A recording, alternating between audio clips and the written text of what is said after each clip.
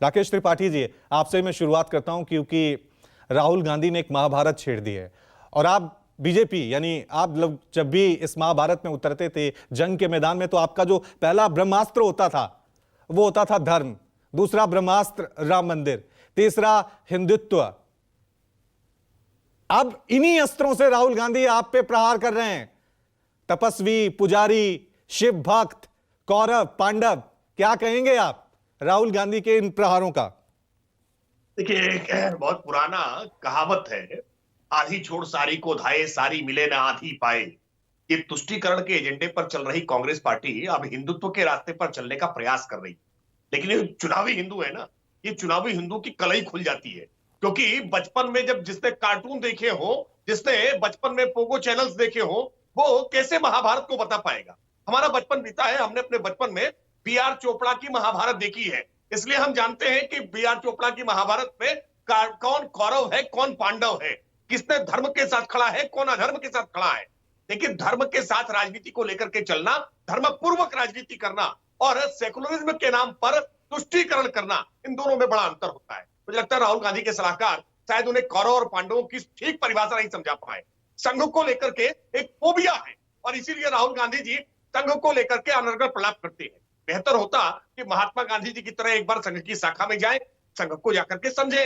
इंदिरा गांधी जी ने जैसे संघ को गणतंत्र दिवस की परेड में आमंत्रित किया था, वैसे ही एक बार संघ को जाकर के नजदीक से समझे। तो संघ को लेकर के टिप्पणियां करना, प्रधानमंत्री जी को लेकर के, संघ के स्वयंसेवकों को लेकर के कि हर हर महादेव का नारा नहीं लगाते। अरे भाई, अपडेट रहिए भाई। सैकड़ों वीडियो सोशल मीडिया पर पड़ गए आपके कहने के बाद। रोज एक एक बयान दे करके कॉमेडी जगत को समृद्ध करने का काम राहुल गांधी जी करते हैं। जैसे ही वो बयान देते हैं तो मनोरंजन जगत में खुशी की लहर आ जाती है कि आज एक और नया अच्छा हमको जोक मिल गया, एक और नया अच्छा मजाक मिल गया। राहुल गांधी अपनी इस इमेज से बाहर आना चाहिए। कभी वो हिंदू और हिंदुत्व के बीच में अंतर बताने लगते हैं, कभी वो तपस्वी और पुजारी के बीच में अंतर बताने लगते हैं, कभी वो जय श्री राम और जय सिया राम के बीच में अंतर बताने लगते हैं। अरे भाई, पहले धर्मशास्त्रों को पढ़ लीजिए। नहीं टीवी पर देख पाए महाभारत, नहीं आप देख पाए रामायण को जो है, तो कोई बात नहीं, आप जाकर धर्मशास्त्र पढ़ लीजिए, पुस्तकें पढ़ लीजिए, आप गीता को पढ़ लीजिए। आप लेकिन राकेश जी, सवाल तो ये भी है ना कि बीजेपी जब भी इस तरह की बातें होती हैं, इस तरह के मुद्दे आते हैं, तो यही क्यों साबित करना चाहती है कि भाई हिंदू धर्म को कोई अच्छे से जानता है तो वो बीजेपी है, हिंदू है तो कोई जो बीजेपी ज्वाइन करता है वही हिंदुओं की रक्षा कर सकता है। हिंदुओं कैसे चलना है, हिंदुत्व क्या है, ये सिर्फ बीजेपी ही जानती है। अगर राहुल गांधी भी आराधना कर रहे हैं, मंदिर जा रहे हैं, तो उससे आपको आपत्ति क्या? आपको तो तारीफ करनी चाहिए। आप तो यही चाहते हैं ना कि सभी हिंदू धर्म को अच्छे से माने। मैं ये बिल्कुल दावा नहीं कर रहा हूं कि हिंदू होने के लिए आवश्यक है कि वो भारतीय जनता पार्टी का सदस्य हो, लेकिन ये बिल्कुल तय है कि भारतीय जनता पार्टी में जो रहेगा वो हिंदू और हिंदुत्व के बीच में किसी प्रकार का कोई अंतर नहीं करेगा। वो हिंदुत्व के साथ खड़ा होगा, जो भी भाजपा में हो। और कांग्रेस में जो होगा वो हिंदू और हिंदुत्व के साथ नहीं होगा, ये आवश्यक शर्त है।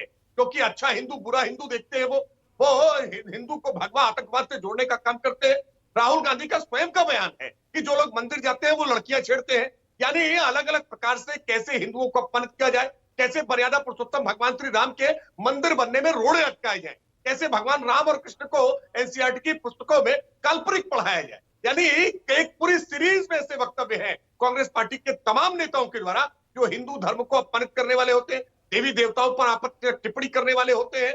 यानी भावनाओं को आहत करने का ठेका सिर्फ और सिर्फ कांग्रेस के पास है। इसलिए कांग्रेस में रहने वाला हिंदू होगा ये अपने आप में थोड़ा आश्चर्य उत्पन्न करता है। हाँ, ए.के. एंटनी की कमेटी की रिपोर्ट के बाद जरूर कांग्रेस पार्टी ये प्रयास कर रही है कि अपने आप को तुष्टीकरण की छवि से बाहर ले जाकर के हिंदू बताने की कोशिश करे। लेकिन ये चुनावी हिंदू, ये जो कोर्ट के ऊपर जनेऊ पहन करके अपने आप को दत्तात्रेय कौल गोत्र का ब्राह्मण बताते हैं ना, ये पोल खुल जाती है, क्योंकि देश जानता है। लेकिन त्रिपाठी जी, ये बताइए कि इस देश की राजनीति में ये हिंदू मुसलमान, ये धर्म, ये शुरुआत किसने की? जब भी राजनीति पार्टियों का धर्म ही होना चाहिए कि इस देश का कोई भी नागरिक जिसके लिए उन्हें काम करना है वो इस देश का नागरिक है, वो भारतीय है। कोई इसे हिंदू कौन बना रहा है, मुसलमान कौन बना रहा है, सिख कौन बना रहा है? ये शुरुआत किसने की? क्यों राजनीतिक पार्टियों के मुद्दे जो हैं वो धर्म पे टिके आ गए? इसके लिए जिम्मेदार कौन है? बिल्कुल नहीं धर्म पर टिकते हैं। धर्मपूर्वक राजनीति करनी चाहिए, राजनीति का अपना धर्म है और धर्मपूर्वक राजनीति करनी चाहिए, इसमें किसी प्रकार की कोई दो राय नहीं।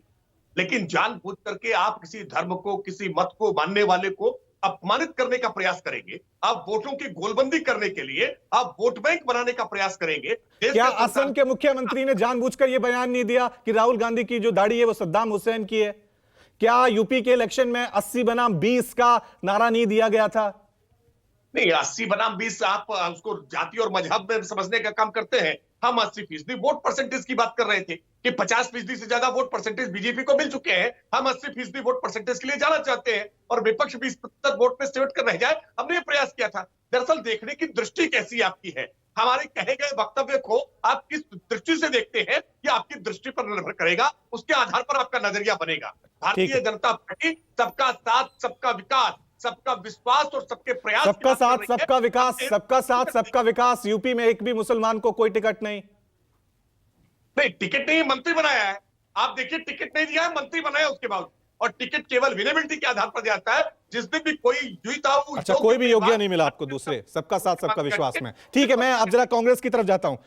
नमस्कार, मैं हूं मानक गुप्ता। अगर आपको हमारा ये वीडियो पसंद आया हो तो इसे लाइक और शेयर जरूर करें, और हां, हमें सब्सक्राइब और फॉलो करना ना भूलें ताकि आप देश और दुनिया की कोई खबर मिस ना करें। तो जुड़े रहिए हमारे साथ और देखते रहिए न्यूज़ 24।